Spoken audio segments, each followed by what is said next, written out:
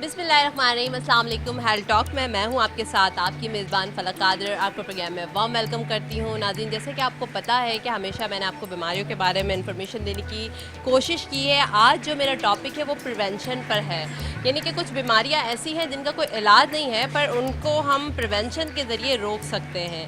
और पाकिस्तान में ऐसे बहुत सारे बच्चे हैं जो उस बीमारी से जो है वो मतलब उससे सफ़र कर रहे हैं, उसमें मुब्तला हैं। और due to lack of awareness, lack of knowledge, हमारे पेरेंट्स को भी इतनी नॉलेज नहीं होती है और हम इसको टैबू समझते हैं। इस तरह की जो बीमारियां होती हैं उसको डिस्कस करने से हम लोग खुद ही परहेज़ कर रहे होते हैं। इसलिए आज मैंने सोचा कि मैं आपको इस बारे में इंफॉर्मेशन दूं कि कुछ बीमारियां ऐसी हैं जिनको हम खुद ख़त्म कर सकते हैं। आज मैं पेशेंट वेलफेयर एसोसिएशन के प्लेटफॉर्म से बात कर रही हूँ, सिविल हॉस्पिटल में मौजूद हूँ और मैं आज बात करूँगी कि कैसे थैलेसीमिया के बच्चे ज़िंदगी गुजारते हैं और थैलेसीमिया एक्चुअली मर्ज़ क्या है, कैसे इसको रोक सकते हैं।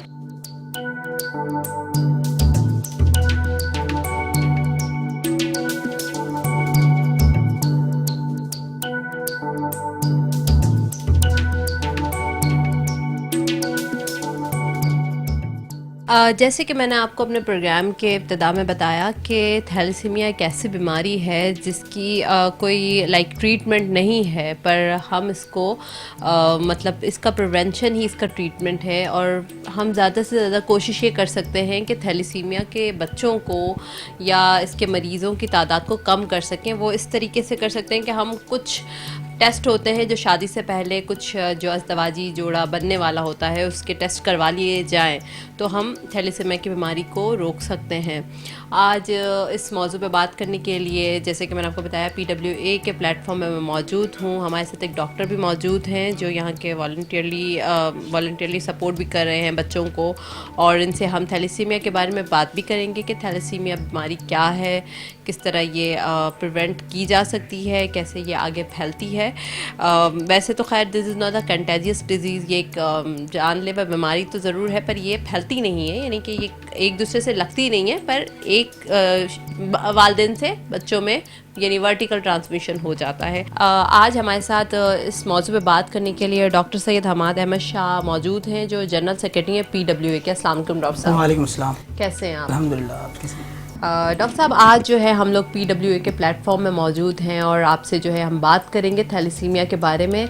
और इसके अलावा मैं इस प्लेटफॉर्म के बारे में भी आपसे पूरी टोटल बात करूंगी कि कौन इसको फ़ंड कर रहा है, कैसे आप इसको रन कर रहे हैं। पर सबसे पहले मैं अपने व्यूवर्स को ये आगाही देना चाहती हूँ कि थैलेसीमिया बीमारी क्या है, कैसे इसको प्रिवेंट किया जा सकता है, कैसे जो है वो हम लोग प्राइमोडियल लेवल पर जाकर, यानी कि आप नहीं इंडिविजुअल लेवल पर नहीं बल्कि आपको बहुत ऊपर सतह पर यानी कि बहुत अपर लेवल पर जाकर इस चीज़ को ख़त्म करना होगा। आपके लॉस के अंदर इस चीज़ को ऐड करवाना पड़ेगा कि थैलेसीमिया को जो है वो आप कैसे रोक सकते हैं।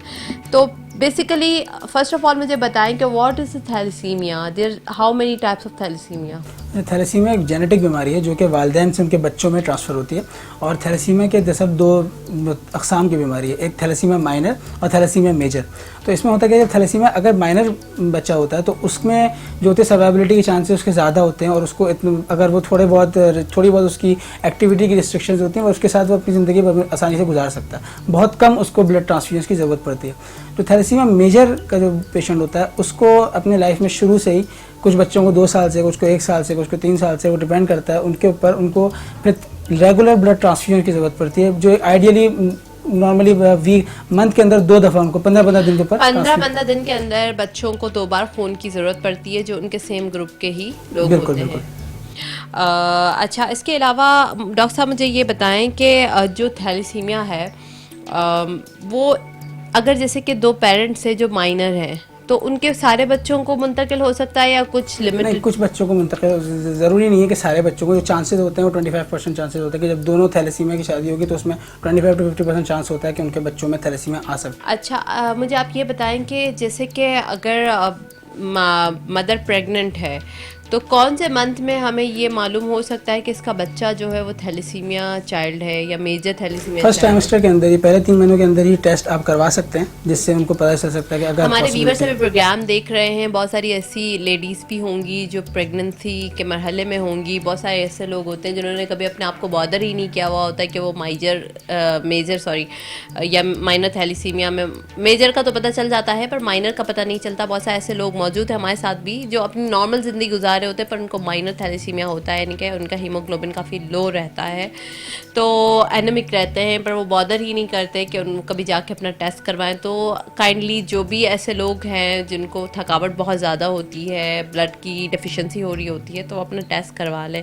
और वो ख़वातीन जो प्रेगनेंसी के फर्स्ट ट्राइमेस्टर में है तो वो भी जाके इस चीज़ को चेकआउट कर लें कि कहीं वो माइनर थैलेसीमिया की तो मर्ज़ में मुब्तला नहीं है।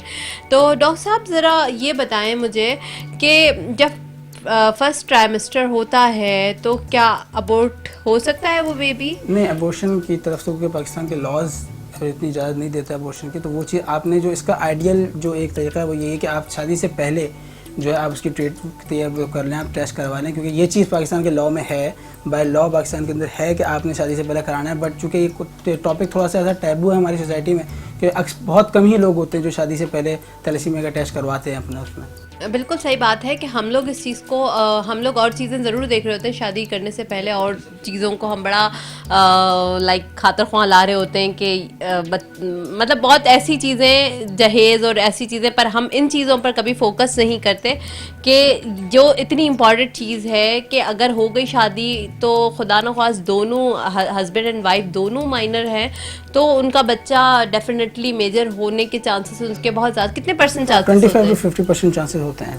25 to 50। तो कोई ऐसी मेडिसिन्स होती हैं, कोई ऐसी चीज़ें हैं जिसको अगर खुदा न खासा पता नहीं है शादी हो चुकी है और दोनों माइनर थे, अब कोई ऐसा ट्रीटमेंट है कि बच्चा जो है वो मेजर से ऐसा, बच जाए? क्योंकि वो बिल्कुल जेनेटिक बीमारी है, जेनेटिक बीमारी का इस तरह का ट्रीटमेंट पॉसिबल होता नहीं है। पॉसिबिलिटी नहीं होती है आपकी कोई जेनेटिकली कोई आपकी IVF ही होते हैं, कुछ ट्रीटमेंट्स होते हैं, तो उसमें भी उसमें फिर वो, क्योंकि फिर वो मदर डोनर फादर, फिर वो बच्चा जो है उससे इन विट्रो अगर आप करवाना चाहें तो इन विट्रो में अगर दोनों ही माइनर है तो आप इस तरफ जा सकते हैं, इस तरफ जा सकते हैं। अच्छा, तो डॉक्टर साहब अगर जो बच्चे आपके पास मौजूद हैं जिनको आप वॉलंटियरली देख भी रहे हैं, तो क्या इन बच्चों को लाइक आप ब्लड तो दे रहे होते हैं तो नॉर्मल लाइफ इनकी कैसी होती है? नॉर्मल लाइफ इनकी काफ़ी ज़्यादा डिबिलिटेटिंग होती है कि उनको अपनी, क्योंकि अब हमारे पास जो अक्सर बच्चे हैं वो इंटीरियर से उनकी तरफ से, क्योंकि वो 15-15 दिन पे बदीन से, थर्ब से, वहाँ से बच्चा, तो उनकी ट्रैवलिंग एक्सपेंस में इनको इतना ज़्यादा लग जाता है। अब उनको 15-15 दिन उनको बदीन से यहाँ पहुँचना है,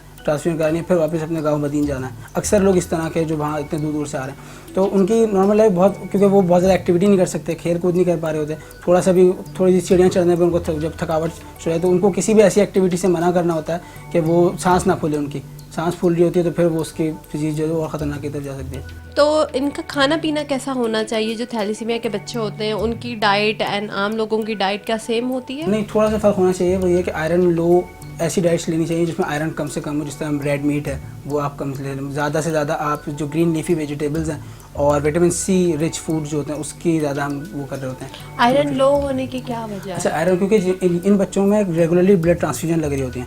इनमें एक्चुअली तो मसला प्रोटीन का होता है जो जेनेटिक में होता है, तो इनके अंदर जब ब्लड के साथ साथ आयरन भी जा रहा होता है तो आयरन ओवरलोड हो रहा होता है उनकी बॉडी में, तो इसलिए इनको आयरन की ऐसे फूड देने चाहिए जिसमें आयरन कम से कम हो, ताकि वैसे ही इनके बॉडी में ब्लड ट्रांसफ्यूजन की वजह से आयरन बढ़ता चला जाता है। उसके लिए अलग थेरेपी होती है, आयरन चिलेशन थेरेपी, जो हम लोग प्रोवाइड करते हैं बच्चों को जो थैलेसीमिया के जिनको हम ट्रांसफ्यूजन दे रहे होते हैं। बिल्कुल सही बात, अब डॉक्टर साहब ने बहुत इंपॉर्टेंट बात बताई है। बहुत सारे लोग हमारे प्रोग्राम देख रहे होंगे, आपके इर्द गिर्द में जो थैलेसीमिया के बच्चे हैं या ऐसे आप लोग जिनको हम जानते हैं जो थैलेसीमिया के मर्ज़ में मुब्तला हैं, तो उनको ये बात काइंडली बताएं कि उनको मीट जो होता है रेड मीट उसे अवॉइड करना चाहिए, खाना चाहिए, मतलब थोड़ा थोड़ा करके खा सकते हैं बच्चे, क्योंकि बच्चे होते हैं हम उनको मना नहीं कर सकते खाने से, पर उनको थोड़ा समझा कर और बहुत कम अमाउंट में दें, क्योंकि आयरन वाकई एकदम से मीट के अंदर बहुत ज़्यादा अमाउंट में होता है, तो एकदम खाने से उनको ओवरलोड में भी जा सकते हैं। फिर बच्चे अक्सर थैलेसीमिया के बच्चों की ज़िंदगी कैसी होती है, मतलब बार बार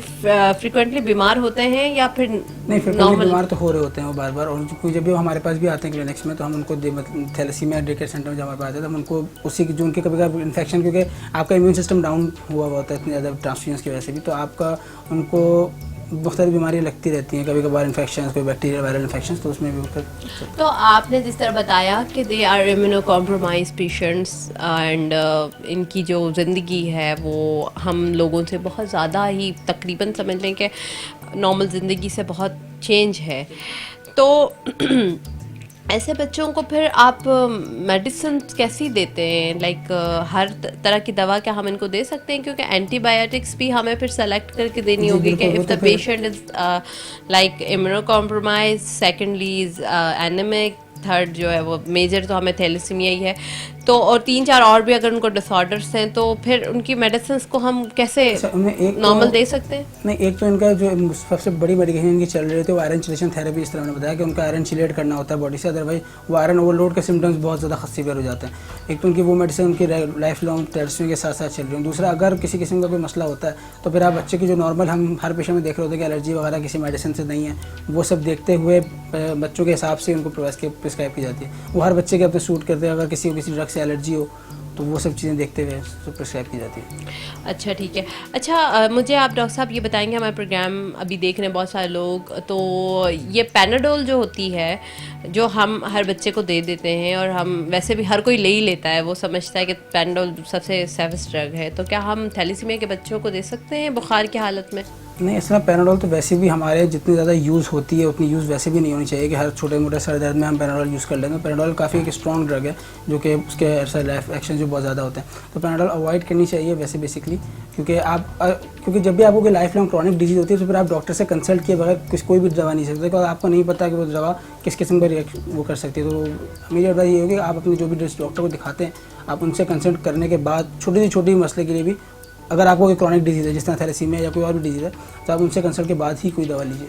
अच्छा, मीन्स के आप छोटी सी छोटी, जैसे मैंने एग्जांपल इसीलिए पैनाडोल की ली थी कि पैनाडोल तो हर घर में मौजूद होती है और हर कोई ऐसे ले लेता है जैसे कोई टॉफ़ी है कि बस सर में दर्द हुआ और खा लिया, तो हर दवा के साइड इफ़ेक्ट्स होते हैं। और थैलेसीमिया के लिए स्पेशली आज मैंने ये प्रोग्राम किया था, थैलेसीमिया अवेयरनेस से रेलिवेंट प्रोग्राम किया था, तो मैं इस बात को भी बहुत ज़्यादा एम्फेसाइज़ करना चाह रही थी कि जो थैलेसीमिया के बच्चे होते हैं उनको हर किस्म की दवाएं हम नहीं दे सकते हैं। उनकी दवाएं जो होती हैं वो सेलेक्टिव दवाएं होती हैं, उनकी लाइफ थोड़ी चेंज होती है, उनका बॉडी का जो सिस्टम होता है वो थोड़ा चेंज होता है, क्योंकि वो ब्लड उनकी बॉडी तो नहीं बना पा रही होती है, हम इनको बाहर से, यानी कि हम उनको दूसरों का जाके ब्लड दे रहे होते हैं, तो उनके काफ़ी कॉम्प्लिकेशंस होते हैं। तो वो सारे वालिदैन जो थैलेसीमिया के बच्चों के वालिदैन हैं, तो उनको अपनी थोड़ी स्पेशल ट्रेनिंग करनी चाहिए, उनको अपनी नॉलेज में बनिस्बत आम लोगों के ज़्यादा इजाफा करना चाहिए ताकि वो अपने बच्चों को नॉर्मल ज़िंदगी दे सकें। बेशक अब बच्चे, हर इंसानी जान जो होती है वो हमारे लिए बहुत इंपॉर्टेंस रखती है, तो अब बच्चा जो थैलेसीमिया का मरीज़ है तो पर उसको पूरा हक है कि वो अच्छे तरीके से अपनी ज़िंदगी को गुजार सके। तो वालिदैन का सबसे ज़्यादा रोल होता है, फिर गवर्नमेंट का भी होता है कि गवर्नमेंट इस तरह के स्पेशल केसेस में किस तरह कोऑपरेट करती है। डॉक्टर साहब, आप मुझे बताएं कि आप एक गवर्नमेंट हॉस्पिटल में आप लोग मौजूद हैं, पर आपकी जो ऑर्गेनाइजेशन है दैट्स नॉट गवर्नमेंटल ऑर्गेनाइजेशन, तो कितना सपोर्ट मिलता है? क्या कभी आपको किसी इदारे ने आके या गवर्नमेंट के किसी भी शख्स ने आके आपसे खुद से बजात खुद आकर आपसे पूछा है कि आपको किसी चीज़ की हेल्प की ज़रूरत है या नहीं? हमारे जो गवर्नमेंट की हेल्प के हिसाब से हमें एक तो ये कि हमें उन्होंने विसिनिटी दी है हमें अपने उसमें काम करने की, उसके अलावा ख़ुद तो गवर्नमेंट के एम्प्लॉइज़ ने आके नहीं पूछते, बट हम लोग थोड़े बहुत कोलैबोरेशन चलते, कभी कभार जिस तरह थैलेसीमिया की वो हमारे पास मेडिकेशंस कभी कभार सिविल हॉस्पिटल के ज़रिए इस तरफ से आ जाती हैं, कभी कभार इसी तरह की ब्लड बैग्स वगैरह, तो थोड़ी बहुत गवर्नमेंटल सपोर्ट एक बैग पे रहती है, लेकिन एक मेजर सपोर्ट अभी भी हमारे की नीड है, बिकॉज एक्सपेंसेस हमारे इतने ज़्यादा बढ़ चुके हैं, सालाना 12 से 13 करोड़ का खर्चा होता है हमारा सबके चीज़ों के ऊपर, तो वो चीज़ इतनी ज़्यादा बढ़ चुकी है कि वॉलंटरी उसकी जनरेशन तो हम लोग गवर्नमेंट से टैप करते रहते हैं, तब वो चीज़।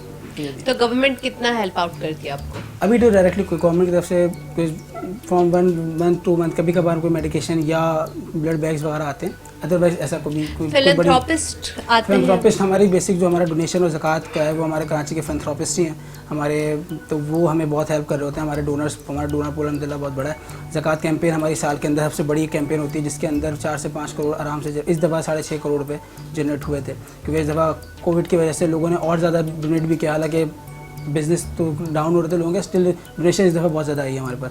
तो ये होता है कि हमारे पास जो मेजर जो हमारा पूल है वो हमारे पूरे कराची में फैले हुए, पूरे पाकिस्तान में फैले हुए डोनर्स ही हैं, जो कि फिलैंथ्रोपिस्ट हैं, जो डाओ से हमारे अलुमनाई हैं, PW से निकले हुए, वो हमें सपोर्ट कर रहे हैं। अच्छा ठीक है।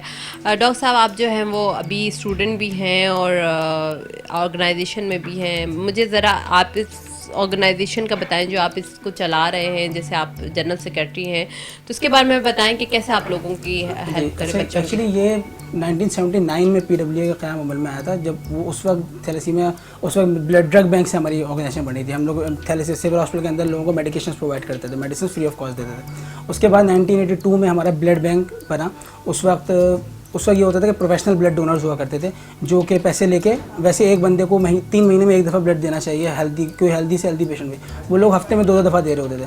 और वो होते भी इस तरह से ड्रग एडिक्ट्स थे, तो उनके ब्लड में बहुत बीमारियाँ होती थी। उस वक्त स्क्रीनिंग का भी कॉन्सेप्ट नहीं था इतना। तो उस वक्त फिर जो डाओ के स्टूडेंट्स थे उन्होंने ये सोचा कि हमें एक वॉलंटरी ब्लड बैंक बनाना चाहिए, जहाँ पे एक अच्छा साफ शफाफ खून हो, जो हेल्दी बंदा हो वो ब्लड डोनेट करे। तो फिर उससे 1982 से हमारा ब्लड बैंक स्टार्ट हुआ। उसके बाद वो 2011 में फिर वो ब्लड बैंक चलता रहा। वो ब्लड बैंक अभी भी यही ब्लड बैंक है वो। और 2011 में फिर हमने thalassemia day care centre start किया। वो गवर्नमेंट की तरफ से, हमें सिविल हॉस्पिटल की तरफ से हमें बोला गया कि आप हमारे थैलेसीमिया के पेशेंट्स को भी रन करें। तो हम थैलेसीमिया के पेशेंट्स को भी सिविल, जो यहाँ पे हमारे पास रजिस्टर्ड जो 250 पेशेंट्स हैं इस अराउंड, तो हम उसको रन कर रहे हैं। तो ब्लड बैंक भी जो हमारा जो ब्लड बैंक है वो पाकिस्तान का largest single outlet blood bank है, कि एक आउटलेट से निकलता है। तकरीबन 250 से 300 ब्लड एक दिन में डिस्पैच हो रहा होता है हमारे आउटलेट से। तो ये है। और हमारा जो पूरा और इसमें जो सबसे मैं बोलना चाहूँगा चीज़ा सबसे इंपॉर्टेंट बात है वो ये है कि इसको वॉलंटरी बेसिस पे डाउ मेडिकल कॉलेज के स्टूडेंट्स रन कर रहे हैं। 1979 से वो जो कहते हैं सीना बसीना चीज़ चली आ रही है, तो वो चीज़ हर साल नए बच्चे आते हैं, पुराने बच्चे निकल जाते हैं, हर साल नए वॉलंटियर्स आते हैं, पुराने वॉलंटियर्स निकल जाते हैं। तो कैबिनेट हर साल हमारी चेंज होती रहती है। ठीक है, आप वॉलंटियरली स्टूडेंट्स बेसिस पर आप लोग ये चला रहे हैं ऑर्गेनाइजेशन, और अच्छी बात है कि आपको इस प्लेटफॉर्म से लर्निंग भी बहुत ज़्यादा मिल रही होगी। हम इस बारे में और भी बात करेंगे, एक ब्रेक की जानिब चलते हैं। देखते रहिए हेल्थ टॉक।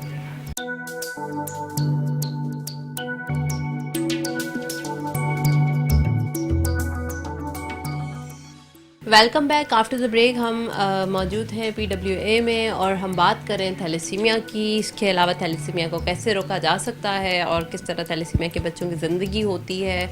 हमारे साथ डॉक्टर साहब भी मौजूद हैं, डॉक्टर सैयद हमाद मौजूद हैं, जो हमें बता रहे थे कि थैलेसीमिया के बच्चे जो है कैसे ज़िंदगी गुजार सकते हैं, इनको कितना फ्रिक्वेंट ब्लड की नीड होती है। जी डॉक्टर साहब, आप बताए थे कि आपकी ऑर्गेनाइजेशन जो है वो काफ़ी पहले 1979 में इनका जो है वो क़याम हुआ था। ठीक है डॉक्टर साहब, मुझे आप ये बताएं कि जब ये बच्चे पढ़कर निकल जाते हैं, आप कह रहे हैं कि हर साल नए वॉलंटियर्स आते हैं, तो जाने के बाद भी ये अटैच रहते हैं? बिल्कुल, हमारे अलुमनाई नेटवर्क पूरे 40 साल के ऊपर फैला हुआ है। तो हमारे तमाम जो हर साल के निकले हुए अलुमनाई होते हैं वो हमेशा कांटेक्ट में होते हैं। मतलब हमारा अभी भी हमारे 79 के अलुमनाई से अभी भी कांटेक्ट है, तो वो सबसे रहता है और वो गाइड करते रहते हैं, मेंटोरिंग करते हैं, बिकॉज वही हमें सब सिखा रहे होते हैं चीज़ें किस तरह से लेके चलना है और क्या करना है। तो हमारा अलुमनाई नेटवर्क अलहमदुलिल्लाह बहुत स्ट्रॉग है, जो कि हर साल के अलुमनाई हमें मॉनिटरी सपोर्ट भी कर रहे होते हैं, स्प्रेड की सपोर्ट भी होती है, और साथ साथ किसी भी मसला हम कहीं फंसते हैं, कोई उनसे गाइडेंस लेना होता है, उनके पास ज़रूर जाता है। अच्छा ठीक है, मतलब आप लोग हमेशा गाइडेंस लेते रहते हैं, आपके जो सीनियर्स हैं वो आपको सपोर्ट कर सकते हैं, और किसी भी हवाले से आपको कोई क्वेरी होती होगी, प्रॉब्लम होती होगी, तो वो उसको सॉर्ट आउट करते होंगे।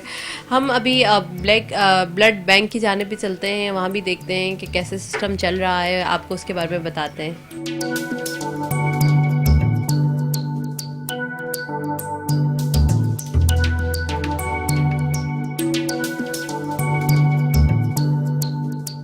जैसे कि मैंने आपको बताया कि यहाँ की जो सिस्टम है काफ़ी अच्छे तरीके से चल रहा है PWA का, और हमारे साथ डॉक्टर हमाद मौजूद है, जिन्होंने हमें बहुत इन्फॉर्मेशन दी कि कैसे ये इदारे को रन कर रहे हैं, कहाँ से इसकी ऑर्गेनाइजेशन स्टार्ट हुई है, कौन से सन में इन्होंने ये फील किया कि हमें जो है ब्लड बैंक बनाना चाहिए। अभी हमारे साथ डॉक्टर जैन मौजूद है, उनसे हम सवालात करेंगे। He is also working in this NGO और वॉलंटियरली वो काम कर रहे हैं, छोटे बच्चों का बहुत ख्याल रख रहे हैं, थैलेसीमिया के बच्चों का। अस्सलाम वालेकुम डॉक्टर साहब, कैसे हैं आप?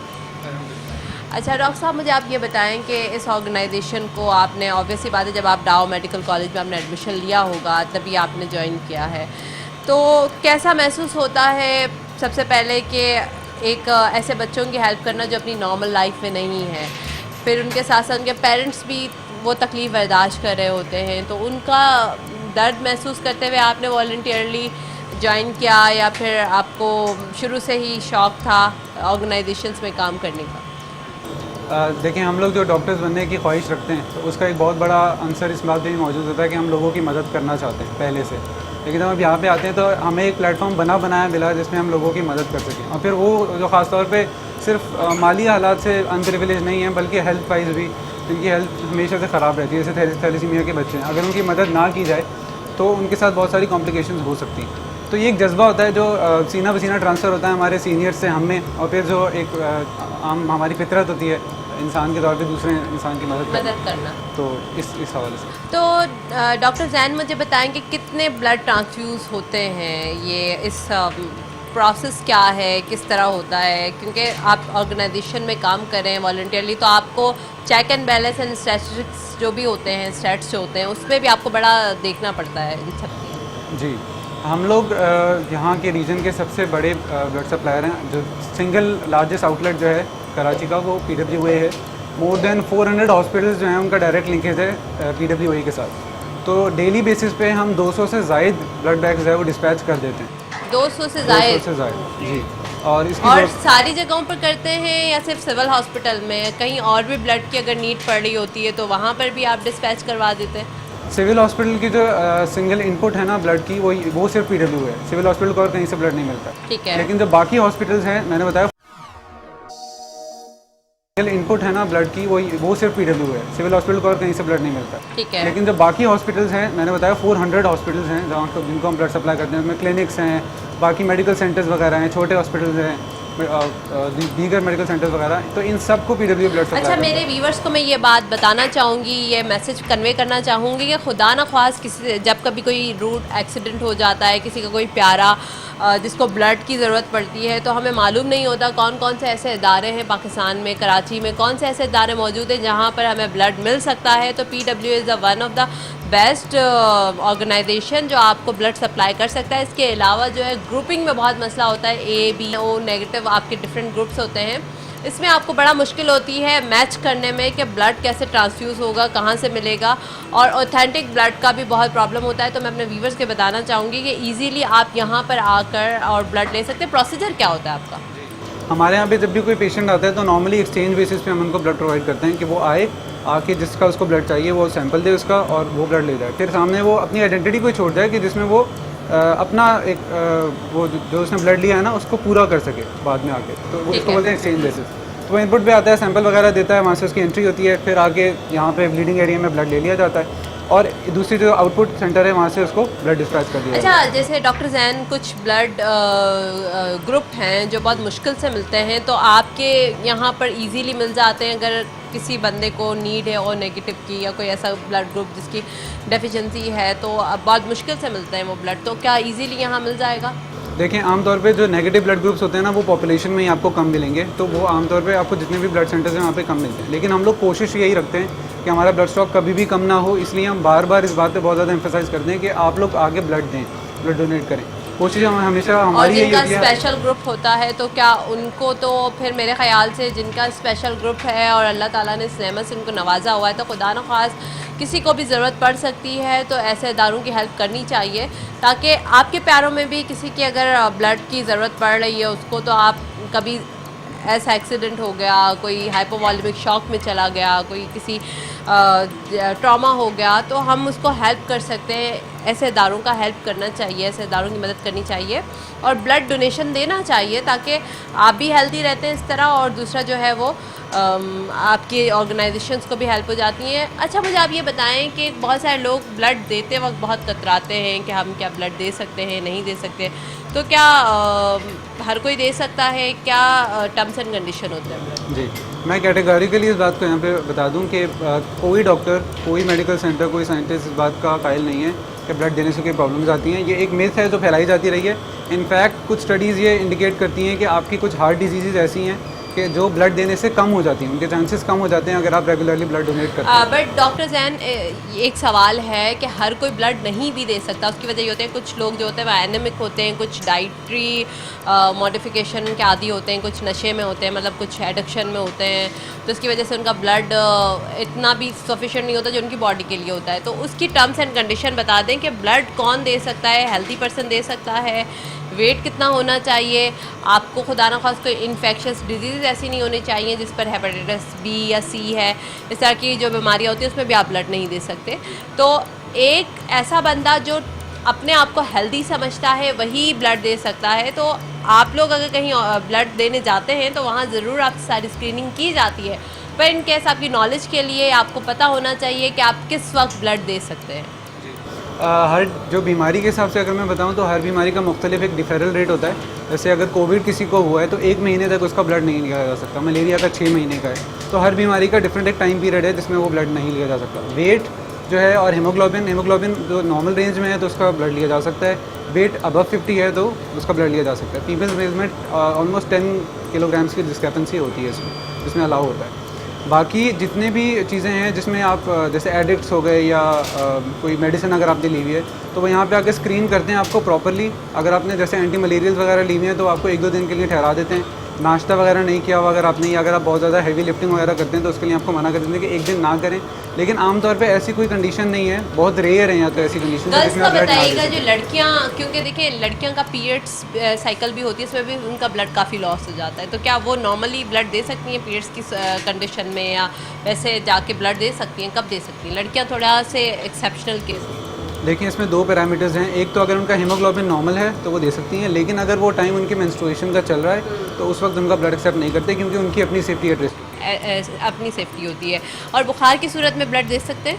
देखिए बुखार उनका टेम्परेचर चेक किया जाता है। अगर बहुत ज़्यादा हाई फीवर हो तो नॉर्मली ऐसा होता है कि कोई ना कोई कंडीशन होती है उसमें, तो उसको मना कर देते हैं। फ्लू में भी इवन ब्लड लेने से मना कर देते हैं क्योंकि उनको डिटेक्ट करना फिर एक अलग हैसल होती है ना, तो फीवर में मना कर देते हैं। जब आप बिल्कुल हेल्दी महसूस कर रहे हो, जब आपको ऐसा महसूस हो कि आप बिल्कुल फिट हैं, तभी आप ब्लड दे सकते हैं। पर ब्लड देना चाहिए, ब्लड देने से बहुत फ़ायदे होते हैं क्योंकि आपकी स्क्रीनिंग हो जाती है और आपको पता चल जाता है कि आपको कोई इन्फेक्शस डिजीज़ नहीं है। वैसे हम कभी भी जाके अपनी स्क्रीनिंग नहीं कराते हैं, हेपेटाइटिस बी सी की भी जाके स्क्रीनिंग करवा रहे होते हैं।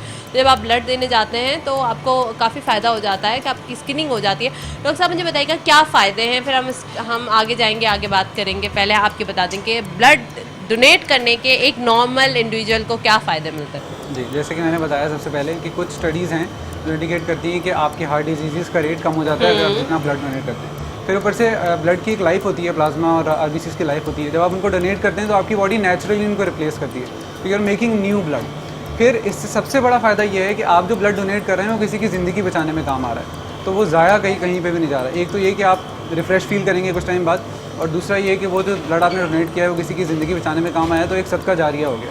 बिल्कुल, सदका जारिया भी होता है। और दूसरा आपको साइकोलॉजी भी आपकी बड़ी वो हो जाती है कि आपने किसी की हेल्प की तो आप अच्छा महसूस करें। डॉक्टर जैन बहुत शुक्रिया, आपने बहुत इन्फॉर्मेशन दी। अब हम वहाँ जाएंगे, थैलेसीमिया के सेंटर जाएंगे, बच्चों से मिलेंगे, आपको मिलवाएंगे कि छोटे बच्चे कैसे ज़िंदगी गुजार रहे हैं।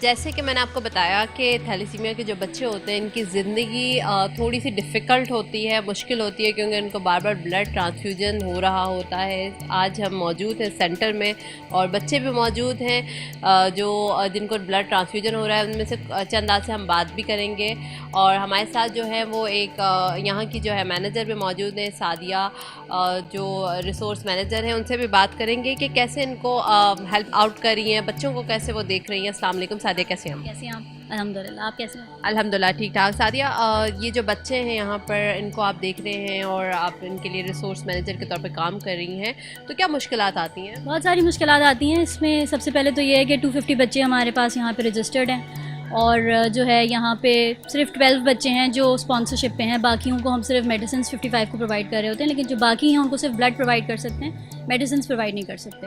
और ब्लड का भी यही मसला आता है कि बहुत दफ़ा, और अभी भी यही मसला चल रहा है कि इस वक्त जो हमारे पास डोनर्स नहीं है, तो इन लोगों के लिए ब्लड के लिए बहुत मसला होता है। इसलिए हमें ब्लड कैंप्स वगैरह की ज़रूरत पड़ती रहती है कि हम ब्लड कैंप्स अरेंज करें ताकि इन बच्चों को जो है बर वक्त जो है वो ब्लड और जो है मेडिसिन प्रोवाइड कर सकें। ठीक है सादिया, पर ये जो बच्चे हैं उनको ब्लड सफिशेंट होता है? क्योंकि इनकी तो लाइफ भी थोड़ी चेंज होती है, फिर स्कूलिंग का सिस्टम और सब कुछ, इनका स्कूल सिस्टम का भी काफ़ी प्रॉब्लम होता होगा। होता है, लेकिन ये है कि ब्लड डिपेंड करता है। एज भी अगर इनकी ज़्यादा कम होती है तो जो है महीने में 4 दफ़ा भी ब्लड लगता है। वैसे ये है कि महीने में 2 दफ़ा ब्लड लगता है। तो जितने वो स्कूल्स वगैरह के बच्चे होते हैं उनको ये मालूम होता है, लेकिन बहुत दफ़ा हमें ये भी मसला आता है कि जो बच्चे स्कूल जा रहे होते हैं उनको थैलेसीमिया की वजह से जो है वो स्कूल्स में जो है वो एडमिशन से कर बाहर निकाल दिया जाता है कि उनको थैलेसीमिया, और उनको जो है वो ब्लड चढ़ाने के लिए दोबारा जाना पड़ता है हॉस्पिटल, जिसकी वजह से उनको छुट्टी करनी पड़ती है। तो ये भी हमारे पास मसला आता है कि बहुत सारे बच्चे जो हैं वो पढ़ना चाहते हैं, लेकिन ये है कि वो पढ़ नहीं पाते बिकॉज स्कूल में इतनी अवेयरनेस नहीं है कि थैलेसीमिया की वजह से जो है आप पढ़ाई कंटिन्यू नहीं कर सकते। ये तो बहुत ज़्यादा अफसोसनाक बात है कि जो स्कूल के जो हमारे हायर मैनेजमेंट के इदारे हैं उनको इस चीज़ के बारे में पता होना चाहिए कि इन बच्चों को भी पूरा हक है पढ़ने का। और इस बात पे तो मुझे बहुत अफसोस हुआ सुन के कि स्कूल वाले इनका नाम रेस्टिगेट कर देते, निकाल देते हैं। दैट्स नॉट एक्सेप्टेबल, क्योंकि बच्चे तो ये तो कुदरती तौर पर है, इनके अपना कोई फॉल्ट नहीं है, ख़ुद नहीं पढ़ रहे, ख़ुद इंटरेस्ट नहीं ले रहे होते तो समझ आता है। तो यहाँ पर किसी बच्चे से मैं बात करना चाहूँगी जो मुझे बताएं कि स्कूल जा रहे हैं या कैसी इनकी लाइफ है आम लोगों के मुकाबले में।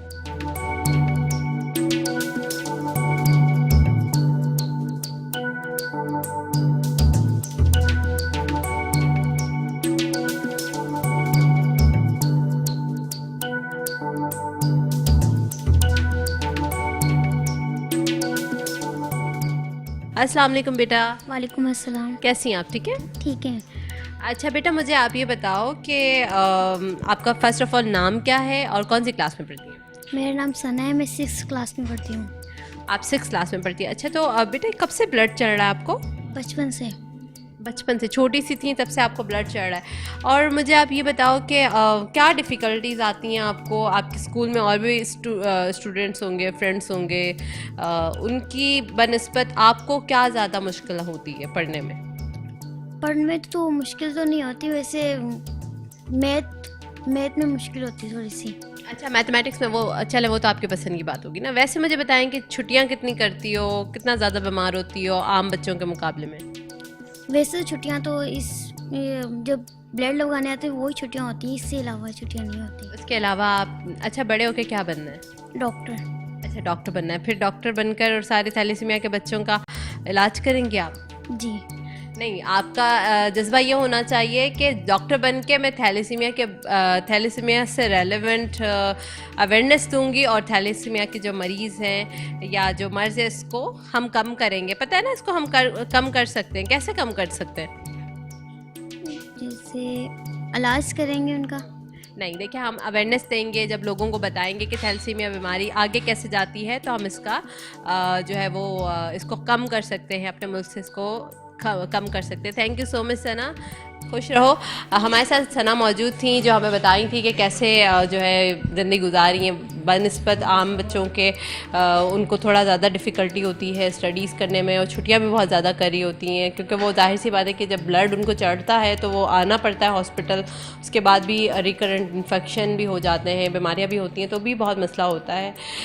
मैं आपसे एक ही रिक्वेस्ट करूँगी कि PW एक बहुत बड़ा इदारा है, बहुत अच्छा इदारा है। ब्लड डोनेशन ये लोग कर रहे हैं और इसके अलावा जो है सिविल हॉस्पिटल की कराची का सबसे बड़ा हॉस्पिटल है जो गवर्नमेंट चला रही है, गवर्नमेंट इसको रन करी है और ये एक ऑर्गेनाइजेशन है जो इसके अंदर मौजूद है।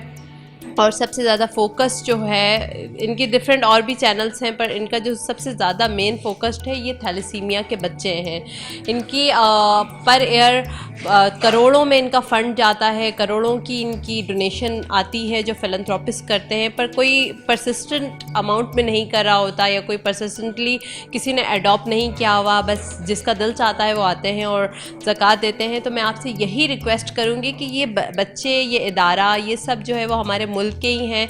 हमें कोशिश करनी चाहिए कि हमें इनकी हेल्प जहाँ तक हो सके हम इनकी हेल्प करें। मॉरल सपोर्ट कर सकते हैं तो मॉरल सपोर्ट करें। अगर हम इनको आकर गिफ्ट दे सकते हैं तो हम आकर इनको गिफ्ट दे सकते हैं, बच्चों को, उनको इनके जज्बे को बढ़ा सकते हैं। और इस इदारे में जितना हो सके अपना ज़कात और डोनेशन हम इनको दे के ऐसे लोगों की हेल्प कर सकते हैं जिनको वाकई आपकी जो है वो फंडिंग की ज़रूरत है। और मैं पर्सनली तौर पे आपसे रिक्वेस्ट करूँगी कि अगर कोई एक बच्चा भी अडॉप्ट कर लेता है जो साहिब हैसियत हैं, जो मतलब दे सकते हैं, जिनको अल्लाह ताला ने बहुत ज़्यादा रिसोर्सेज दिए हुए हैं, तो एक बच्चे की भी अगर आप ज़िम्मेदारी ले लेते हैं तो मेरे ख़्याल से आपकी ज़िंदगी पे कोई ख़ास फ़र्क नहीं पड़ता। जिस तरह के आप ब्रांड्स ख़रीदते हैं, ब्रांड जूते पहनते हैं, कपड़े पहनते हैं, अगर हम इसको थोड़ा से कम करके और अगर हम माना रवि की ज़िंदगी भी गुजारें तो हम बहुत ज़्यादा ऐसे लोगों की हेल्प कर सकते हैं, ऐसे इदारों को हम सपोर्ट कर सकते हैं। इसके साथ साथ अपनी मेज़बान डॉक्टर फलक कादिर को इजाज़त दीजिएगा। बहुत शुक्रिया। अल्लाह हाफ़िज़।